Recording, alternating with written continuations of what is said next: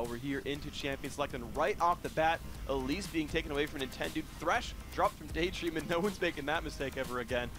And the super shocking Misfortune ban away from Cop. Yeah, you're always going to ban that one out. He's just too comfortable on that champion. So this is probably going to put Cop in maybe the Varus mode or the Caitlyn. Actually, they banned out the Caitlyn, so that's not going to be an option either. He did run Twitch last time they met. Never died on that one, but the Caitlyn dropped. I mean, you mentioned his stats, what, 9-2 and 17, something ludicrous. Like, Mashme had a great Caitlyn game. Twisted Fate dropped from Nijaki here. Yeah, so they immediately lock in the Jace. We saw Jace in the last series be very, very effective, and that is one of Zion's favorite champions. He's been able to carry really hard with it so far, so immediately taking that away from him. And we'll have to see what he answers back with, because it's going to be a similar style champion. Him and Boy, like I said, both like playing those top laners who can get kills. So it'll be something along the lines of a Diana, maybe, like we saw, even a Riven or something like that. It's always been lauded as actually one of Boy's big strengths as well, was that he can pick up a champion with like 2 or 3 games. You can never count out his champion pool. So I want to see how he does with that. But Karthus has just been making his sort of, not debut, but like reappearance here. His encore is now here in the playoffs, been picked in almost every game. That's definitely the new bandwagon here that everybody's been jumping on, and it's been successful most of the time. He just has such a large impact. It is the Varus coming in. All right, so the Varus Sona lane, we've got Jace locked in as well. I mean, the picture coming through super fast. It's now GGU's turn to pick. Yeah, so Sona is one of Rux's most played supports, and since he's just going back to that role, it's good for Curse that he's able to pick up one of the supports that he's most comfortable with. Like he said, he has a large champion pool and he can learn them quickly, but if you have the choice, you always want to go with your comfort pick. Okay, so now it's Good Game University's time. You look for theirs. You did mention Diana in there, and that's what they're thinking about right now. Of course, they already know where Zion Spartan, or sorry, what GT is going to be playing, which is that Karthus. GG still toying with their picks here. So we might see a Darius, and we've heard the top laner for Complexity, Nick Wu, talk about how he loves Darius just because of the power in those 1v1 matchups. So this makes me think if they actually lock that in, which they don't look like they're going to do, then Zion would be looking for that 1v1 heads up with Boy. No, instead, with 1 second to go, they're looking at Ezreal and Blitzcrank are going to be grabbed up. Shiny gold double lane over here, and we'll have to see if they do that in the mid lane again, because last time they used Blitzcrank, it was against Dignitas, and they shoved it in the middle lane to try and pull Scar. They were very effective shutting down that Twisted Fate by pressuring him in the mid lane and basically burning his flash before every single team fight. And it was very effective for them. You saw them win that game 1, of course, the series overall. And it's Curse's turn to make some choices. They need a jungler and, I would guess, a mid laner. Would love to see that Veigar come out from Nijaki. Yeah, we would also like to see some more Fish jungle Fizz, but I don't believe he's gonna lock that one in. It would leave them with a very squishy team comp here, and they would have to just orchestrate their team fights very, very precisely to pull this one off. That would be pretty difficult. Instead, they're going to lock in Orianna there in the mid lane for Nijaki and jungle Jarvan IV. That's a really high impact early game jungler here. Jarvan, he does a lot of damage early, and he can pull off a lot of ganks that other junglers just can't get to. All right, so we've got one more pick to come through here. Good Game University looking at their almost, actually, I guess not necessarily their top laner. We have seen top lane Nasus before. Daydream taking his sweet time thinking about champions, and oh my gosh, he's locked in Tryndamere. All right, GGU definitely have the surprises. That's the wonk factor that they're bringing. Surprise Tryndamere gonna come out. Right now, they're still swapping him around. So Tryndamere, like you said, he could be jungle also if they wanted to do a top lane Nasus or something like that. But it looks like that is gonna be Zion's. Yeah, I got to expect that Zion Spartan Tryndamere. That just seems like a guy for him. So walk me through these all. Now we've got a lot of unique picks here. Blitzcrank showing back up. Tryndamere not going to be AP Trynd most likely. Like, walk me through these teams. I like the Tryndamere pickup too after the Jarvan there, because he can just spin right out of that Cataclysm. He's actually vulnerable to being kited by slows, just not locked down by like those barriers and stuff. So game 1, Curse vs Good Game University. Let's get it started. Curse in the blue side, GGU on red, and they leave their base. Look at these items here. Both top laners with their red elixirs, both AD carries with their Dorance blades. Everybody pretty predictable here. We still have Nintendo on his utility build that he loves going on most of his junglers. Okay, so I want to point out random things because I haven't seen Zion Spartan on Tryndamere, or really a not AP Tryndamere in forever. So I want to point out his build real fast. It's 6% lifesteal from Quince, and what I think are attack speed reds. So that's, if I can infer the base attack speed there, that's sort of his opening build. Flat armor yellows, and I actually have no idea what the glyphs are. Yeah, they're going with that. Not magic resist. The very late game here then, AD Tryndamere, he doesn't have the same shoving power that AP one did, but he's got great heads-up potential. He's so hard to finish off. Okay, so these teams are moving across the map. Gakum University, shockingly with a Blitzcrank, invading toward the jungle, and now recalling in full face of some wards from Curse. Meanwhile, Curse much more defensive in their setup. Voyboy running to the top lane, the rest of them running around in their lizard side jungle. Looks like Curse do not want any funny business here. No funny business. And they don't have actually too many wards. It's just that one important ward by the Wraith Bush. Everybody puts so much emphasis on getting that one down, at least for the early game here. We also had Jinte dropping one for GGU here to protect him, so it looks like he's going to go with his signature Karthus bottom, expecting a 1 vs 2. Okay, so you were right. They are going to send that Blitzcrank toward the mid lane. You're seeing Nintendo and Jinte share experience on Wolves. Look at Jinte sit there in range just to get him to level 2 a bit faster as he helps Nintendo come through. Meanwhile, we can see that the Wraiths have been taken away. Zion Spartan has sold the double golems. So much like we saw Vulcan throughout their quarterfinal match, these guys are taking every single jungle camp basically at level 1. There's Saint grabbing his blue buff, and the rest of the experience being shared out pretty well by Curse. We brought this up last time that they had Jinte doing Karthus in the 2 vs 1 bottom, that it's actually a very squishy champion early, and he's vulnerable to those dives. He did a really good job of staying alive, placing that defensive ward, and CSing from afar before, but this time, Curse have Jarvan, and he is that sneaky jungler, so we'll have to see if St. Vicious will be able to make that impact down on the bottom lane. Okay, so we see Nintendo getting his second buff, but the interesting thing here for Curse actually is that while Saint and Void got the blue buff, Cop was donated Lizard buff here for this mid lane, so Varus is going to be poking really, really well. They actually want to counter this blitz here, and it's pretty good for Curse actually, since there's no bushes in the lane for Blitz to hide in. Since he is melee, it's going to be a little bit harder for him. Okay, but St. Vicious is looking for Jinte in the bottom lane. Jinte just barely saw him with a ward though, so he is safe. But that log lane Garth is certainly under pressure right now. Yeah, he's taking a little bit of pressure, but he's doing okay here. The top lane actually, I think we're seeing a little bit of that, Prawley factor where Voyboy might not have played against a Tryndamere, an AD Tryndamere top in quite a while. And Zion Spartan is getting a little bit better of the CS by shoving his lane early, so there's a pretty big wave built up here, and Voyboy's going to have the CS very close to his turret.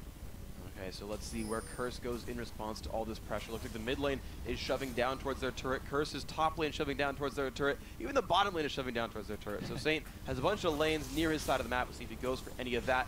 We're watching Jackie and Jinte, though, into battle. So these lanes, right, we talked about kind of the various matchups. Can the jungler pick any of these up easily? It doesn't look like Saint's going to make any successful moves down here, since it is just an Orianna bottom. That's not the same potential for a kill like if they kept their AD and support down there. And the second pass by that ward means he's just going to go over here to golems. Jinte using his wall to get vision of side bushes as well. Jinte is a very cautious player, so he's always on the lookout for that Saint gank. So the Saint gank might not come through then in land. Ooh, well. So, yeah, he is looking for it though, running down the bottom lane. Jackie in a bit of a duel with Jinte. Jinte puts the wall down. He might need that in case Saint shows up. The lane pushes on back down, and the minions are still just around.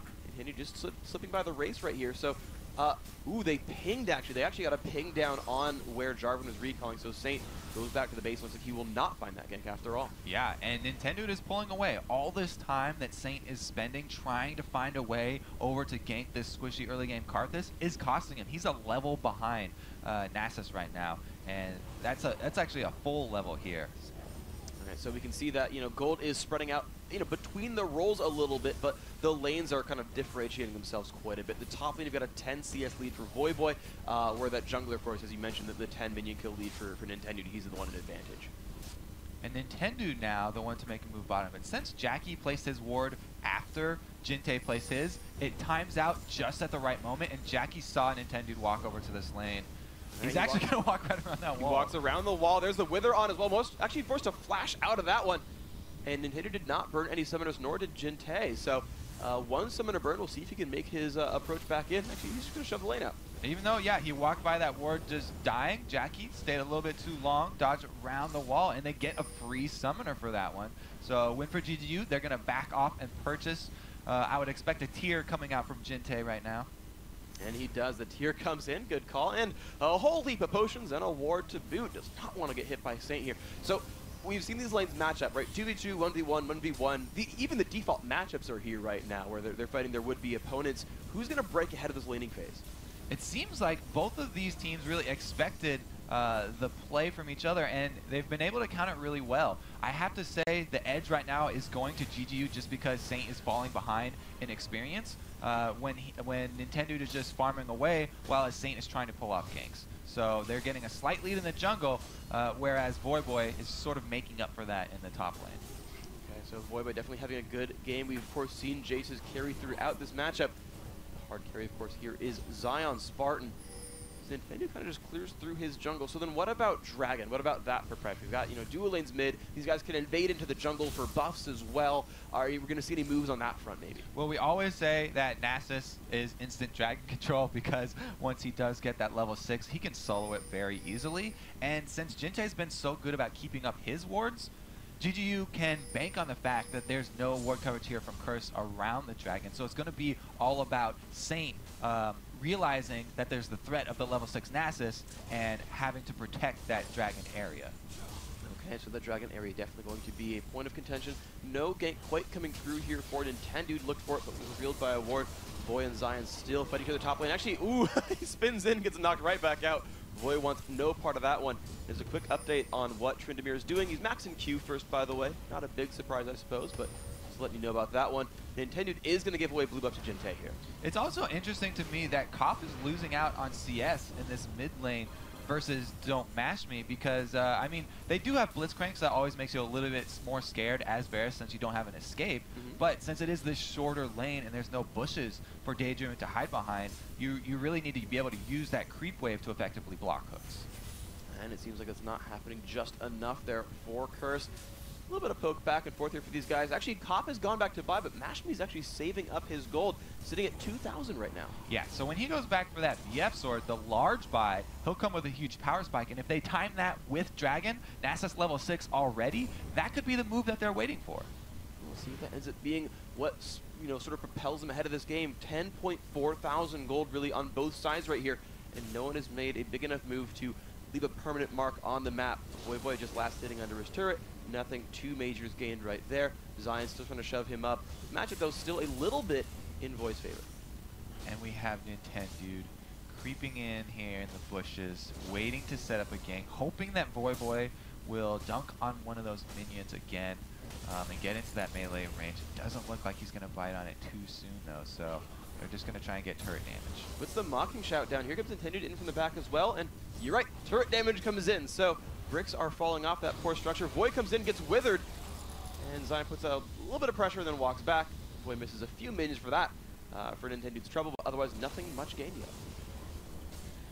Tough for them. The mid lane finally, they sent Blitzcrank back to buy first, actually, and so here comes the pressure from Kopp. They're able to get a little bit on it, but Don't Mash Me doesn't hesitate to fire off his True Shot Barrage to clear the wave, and now he's going back. We'll see if he comes in. He's got plenty of money for that VF sword. Looks like he'll actually wait on it even more. Wow, 2,500 gold on him, and he's just so afraid of that mid lane pushing it. McDuck over here. Just trying to bathe in the money, absolutely. But they are still fighting heads up in this mid lane matchup.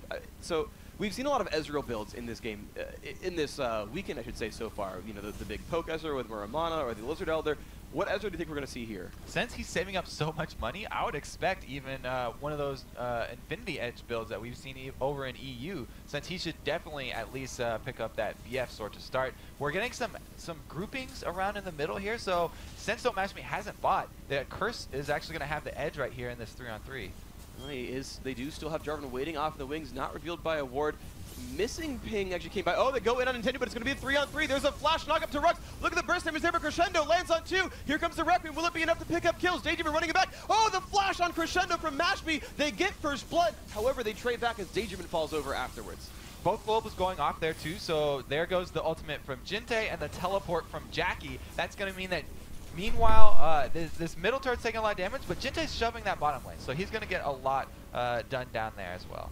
Giant, actually double minion wave basically lost there for Jackie. The gold now up 400 for GGU. Some of that, of course, being minions. Zion Spartan getting a free push top lane as well. It looks like he has burned his red elixir for part of that, and he's finally making headway in this top lane. So we talked about Ezreal not going back to buy, but we didn't say Zion didn't go back to buy yet. I mean, he went back to buy once and got a blade, but now he's got that turret and the extra money from the bottom as well. So he's got 2,000. So he's going to be able to get some substantial purchases of his own. There we go. So items coming in through fast and furious. 10 minions, bunch of gold. Of course, you can spot those all up on your screen. So as the item builds differentiate themselves, what do you see as special? The huge thing right now is since they both just bought, they're clearing out wards around Dragon. That means GGU definitely going to focus that area now. With the top turret already being down, I'd be surprised if they actually send Zion all the way back up there. I guess it's just because Voyboy's shoving his lane so hard that Zion will grab his red and then go up to defend his turret. Meanwhile, we've got Karthus on the bottom, so there's so much power here for a Dragon. GGU, again, like clockwork, they're just going to grab this one up. It looks like Curse can't contest. Almost found Rux right there, but Rux managed to bait up the hook and not get any punish for it. The Dragon, of course, does go down. GGU find themselves an 1,800 gold lead here in the 12th minute of Game 1 in the semifinals. So there's no Ghost for Zion right now. The red buff probably won't result in a kill for him, because Voyboy still has his flash and his ignite up. But the ultimate there, the Undying Rage, is definitely there. Definitely is right there. He is level 10. Voyboy at the same mark, but now there's no turret to stop Zion's aggression, and he will keep on pushing down. Jackie's still in the bottom lane. There's not been almost any lane swaps here. I mean, aside from the initial one, obviously, where they moved around, everyone's been pretty patient to sit around where they have been and stick in the laning phase. Yeah, and it's been so close. The only difference here is really that Dragon pick up and the extra turret for GGU. So they're just, this time it's GGU just slowly getting those objectives. They've got 2 global objectives up on Curse, and Curse are kind of just waiting around for it. Oh, very, very good then by GGU to put themselves in the front here. Jinte giving himself another golem buff. We heard probably talk about this actually in his interview, saying, man, I don't want a bottom lane on blue side because then they take my blues, I never get any. Makes me really, really sad. And actually we see that, right? We get Jinte gets his own blue buff, but it's actually Jackie not with it. It's Voyboy taking the golem on his side. Yeah, Zion Spartan has the red too, so he is set up for extra aggression. Red buff Tryndamere versus blue buff Jace. We'll have to see Jinte taking a lot here. He gets Shockwave back. There comes the dunk as well, but he flashed away from it. Jinte is still alive, and here comes the Intendude. Wither is on. Wall of Pain comes by as well. Will they have enough damage? Saint Vicious taking a bunch of poke. Requiem is available, but the knockup comes out from Saint, and they will not get anything back for it. However, Jackie did burn Flash and ult, and of course so did Jinte burn his summoners. Yeah, and we also got the ult out of Nasus, so pretty much a draw down there. The only thing would be if GGU can turn this into a turret kill. It looks like there's not going to be any hope for that here. The wave clear from Saint, pretty good. They are picking out this mid lane, though, as Zion Spartan roams out from the top side. Don't know if they're going to really find pressure on the mid lane. They're certainly finding pressure on the bottom lane. Both of Curse's members down there have left. Jinte and Intendude are getting that damage, as you mentioned, and this could be the second turret kill here for Good Game University. In fact, no one will stop them. 2 turrets to 0 now early on. 14 minutes 20. GG with a good lead. The draw down there in the bottom, no kills, but they did enough damage that Curse had to recall. Free turret for them. They're slowly answering, and now everybody's sort of heading mid here. We have Voyboy converging. Saint gonna pick up his red, and maybe we'll see a larger fight. We'll see if that is, of course, the case here. Saint just grabbing his own red buff. So, unlike Scumbag Zion Spartan, Curse are actually allowing their jungler to get their own jungle buffs. So, Saint will be happy about that one. You can see it manifest a little bit here. Saint actually coming back ahead in minion kills now, 66 to 62. I actually like what GGU did there. They didn't let anything go to waste. They were like, okay, we're going to have Nintendo go bottom for that gank. That means the top side jungle is all yours, Zion. feel free to clear that out. You can get a little extra gold, get your red buff, and the double golems. Plus, we'll get that bottom turret out of the pressure we're using there. So they're sort of sharing everything. GGU doing a very good job splitting up all the money. That's so nice. They're all learning from Loud and Mortis, who Complexity was holding hands before, just helping each other out, and GGU keeping the love going. I always like to see that from these teams, but I want to kind of just bring back these matches because we see such non-typical ones as far as champion picks go, but also as far as lanes go. Zion is holding up straight up 1v1 against Voivo, right? Our featured matchup there, unorthodox pick. Blind pick Jace, and they're basically equal here. Yeah, except that we had all that turret pressure from Zion, so he was able to grab that one down. That's actually a huge bonus to the rest of his team. And the other solo lane matchup here, the Jackie versus Jinte, is pretty similar also. Jackie's had to take that teleport to sort of answer for the global presence here as Daydreamin comes in for a pull on Cop. Too many mind games right there. Yeah. Dodges away from the turret and able to get out. Fadeaway hook does not land there. Cop is going to get his farm underneath that one. And of course, let's go ahead and round out the matchups. The AD carries 151 to 162, also neck and neck. So GG with a slight advantage just from globals, though. Is Curse going to keep letting them take dragons, or will they finally contest something? The next one is probably going to be contested. Here we have both. Jinte actually flashes, or Saint and Daydreamin. Daydreamin actually flashes out of that one too. So another draw happening. Flash for Fash, but we have two side lanes shoving for GGU right now. They're split pushing on both of them, and they're sending Jackie down here to try and respond to this Nasus. Okay, so there's the pressure down there at the bottom. Of course, top lane, we actually have Zion Spartan recalling back 1 minute and 10 seconds towards Dragon. These guys have a little bit more time to run around if they wish, but then it's going to be a big deal, and we'll see where these top laners go. Zion just shoving, looking like he's running towards what could be a Bloodthirster. BF Sword and Damp Scepter on his inventory, holding up. Oh, the Varus comes by, does not hit anyone though. GGU, the Crescendo lands. Will they move in? They get the pull into Rux. He does not have Crescendo. Will they get the knock up? The Exhaust comes by. Here comes, oh my gosh, the dunk. They've got everyone grouped together. They get the kill into Rux, but Jinte is getting just crushed right now. They trade 2 for 1 as Daydreamin also falls down. Great fight by Curse. Requiem comes by. Will they find anything for it though? Not a single kill. Nintendo is just pushing in the bottom lane. Even though that was a horrible initiate from Curse, they missed the Varusol completely and then sort of wasted the Crescendo.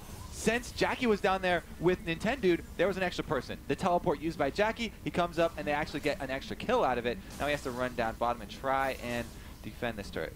The turret is going to survive, still at 2/3 health. Voyboy and Zion in a fight. Great knockback by Void, puts Zion back in a turret range. Shock Blast comes by as well. This is not good for the Tryndamere. He's ghosting away. Flash comes out from Void. Ult pop by Zion, puts Ignite on as well. Will be enough to kill up Void. Goes in. Oh my gosh, Zion Spartan just mans it up, picks the kill up 1v1, and there's no globals left to kill him. Not even close, baby. Zion actually the #1 here in our top lane matchup. It looks like he gets his solo kill versus Voyboy. All the glory is going to be his. Tryndamere deserving the title of king right there. And yeah, he's going to go recall at 12 health. It seems like par for the course of this one.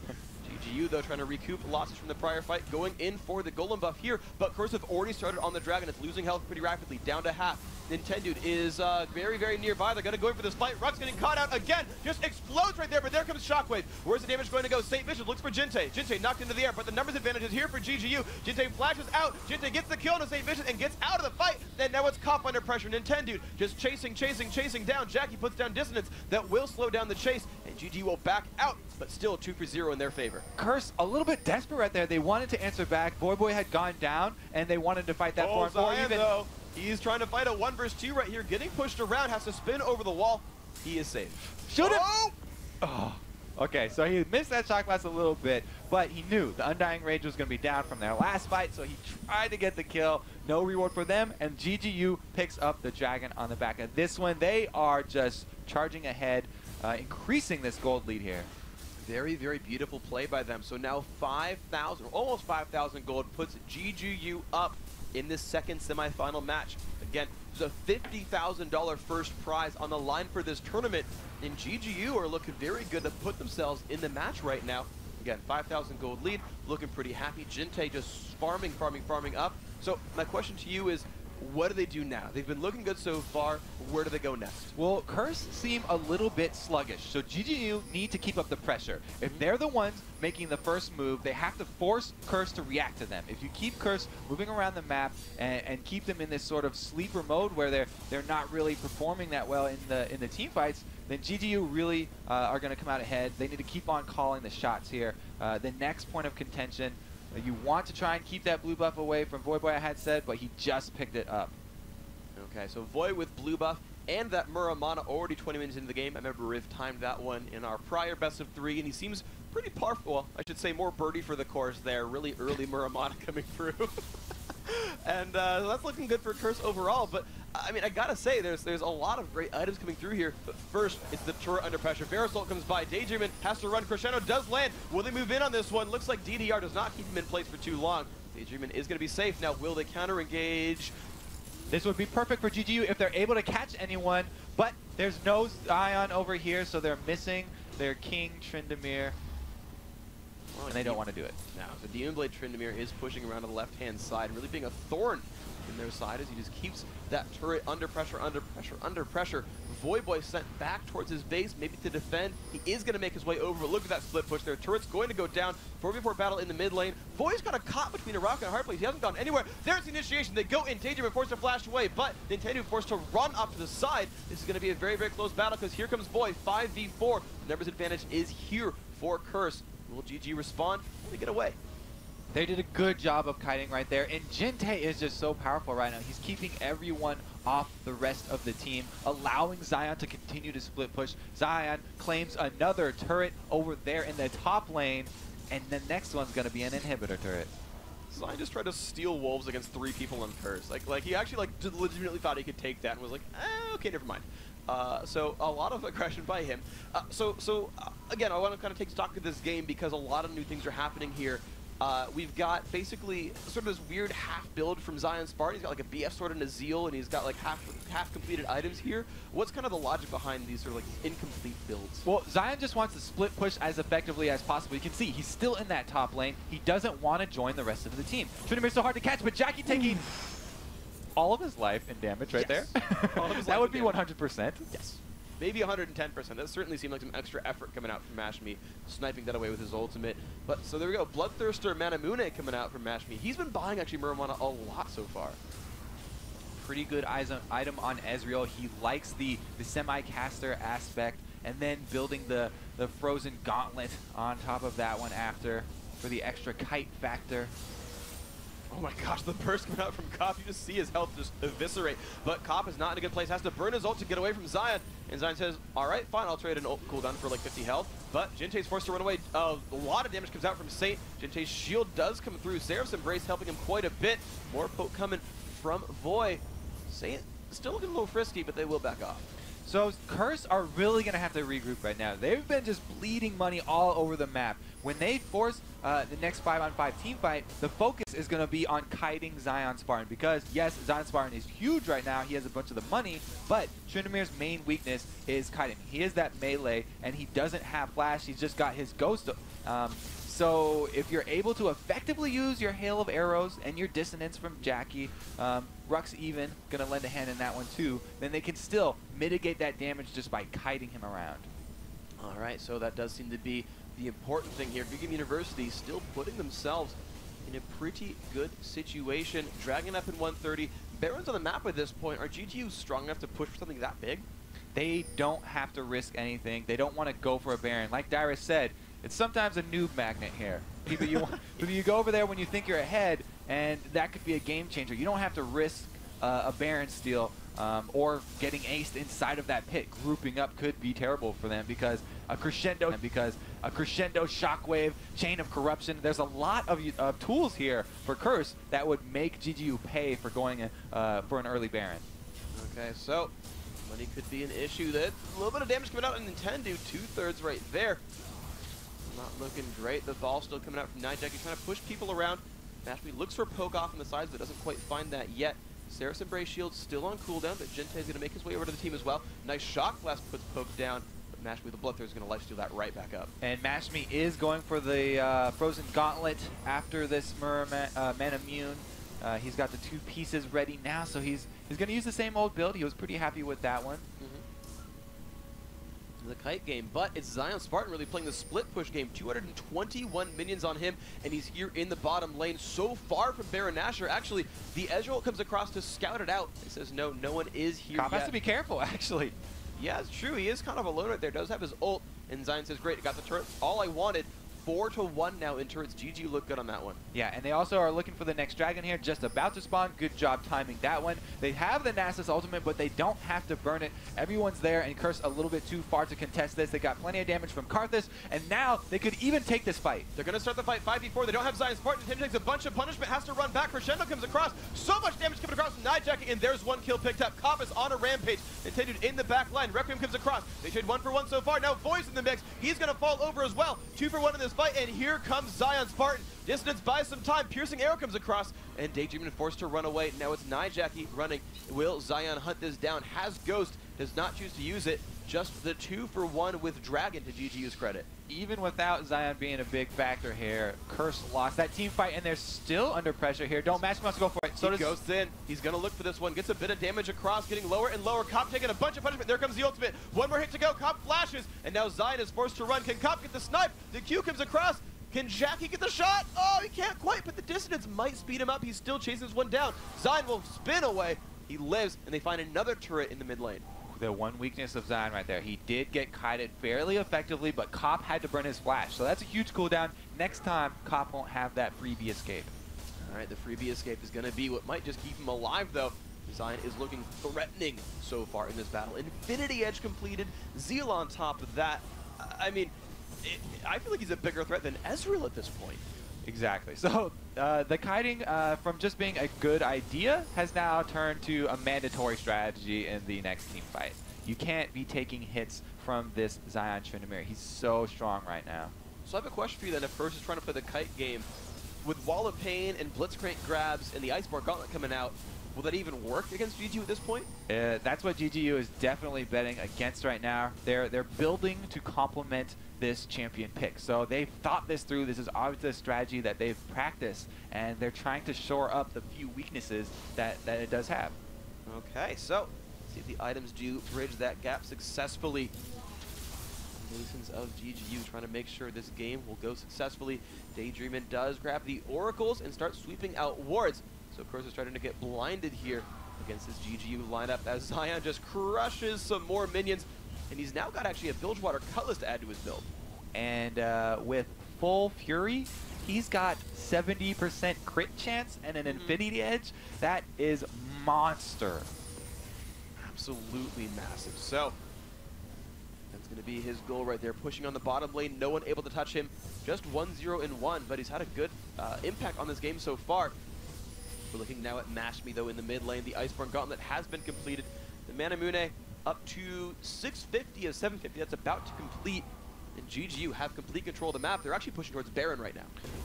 Yeah, they're going to be able to do that Baron really easily. Karthus single target damage plus Nasus ultimate.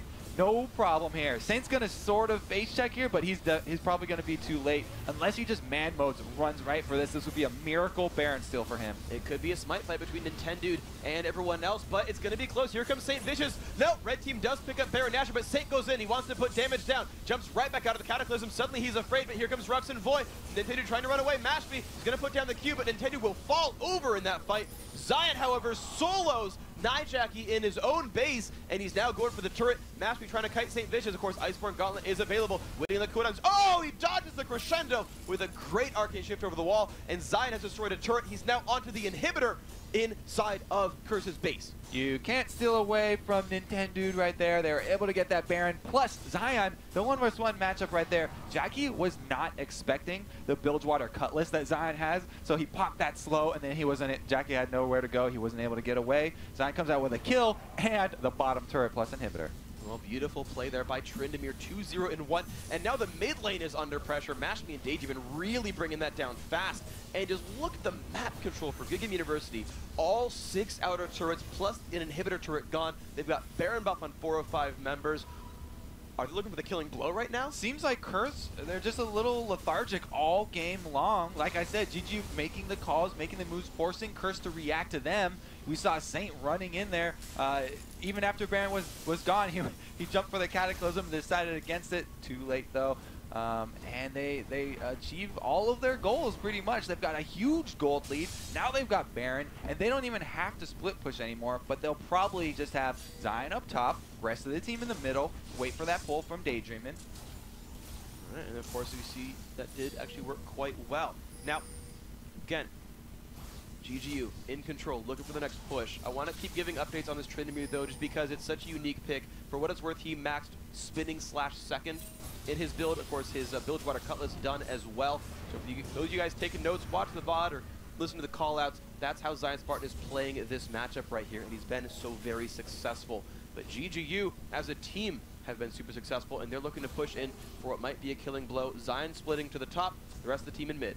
So the reason GGU keep having Zion split pushing is because Voyboy actually really effective in the tower defense game because he can continue to spam out that shock blast with the acceleration gate. But if you make Voyboy go heads up 1v1 with Zion up in their top lane there, then that's not a factor for this 4-on-4, and you can just wait on a Blitzcrank grab. If you get that squishy Sona, then it's going to be pretty much an instant kill. Okay, so speaking of that squishy Sona, she does have her ultimate available, but not Flash. Actually, every ult is available on almost every side except for Jinte. He's got a few seconds left. Wait, am I just wrong? Never mind. Whatever. No, yeah, he has 10 more seconds, and then Jinte will have his too. It looks like the Arcane Barrage going to clear a wave, and they've got this turret down to half. Okay, so a lot of pressure there. Half health on the turret. We were watching the split push as well from Tryndamere. Just backing away from minions, but it's going to be a perennial thorn in the side of Curse right here as he keeps making his moves forward. And as you mentioned, it's Voivo who's being sent. He's the dedicated split push defender here. That turret is just losing health over time. Just time and time again here. Curse looking again to defend this one up. They have to coordinate their team fight and lock up everyone in the CC at the same time. GGU making the move. They're just diving right in, but Jinte gets completely cut out. He will fall right away, but here comes the damage onto Saint. Shotgun comes by as well. A lot of pain coming through, but here comes Zion Spartan. Will it be enough? One's going to fall down. Cop, he's going to be next. 2 for 1 so far. 2 for 2, I should say. And there's the shockwave coming by. Here comes Boy falling over. Zion looking for a fourth. He's going to back away from that. But 3 for 2, and they've got control over the base. Middle turret goes down. Now it's the inhibitor's turn to fall over. This would be their second inhibitor dying inside of Curse's base, and they've only got 2 members to defend it. Jackie and Rux against the world, and they might not be able to do it. There's a flash pull in on Jackie, down to half health. Oh my god, he just blows up right there, and now it's Rux's turn to die as well. On the fountain, double kill Zion Spartan, and that's going to be the next falling down right afterwards. Good Game University with a top lane Tryndamere 1-0 against Curse. And that is why Blitzcrank is Daydreamin's favorite support. That plus Thresh, the hooks are just game-changing. He's able to pick him off right there. Zion, I have to say, even though he wasn't AP Tryndamere, you can see how much he was healing so quickly just because of his auto attacks, and he had the life.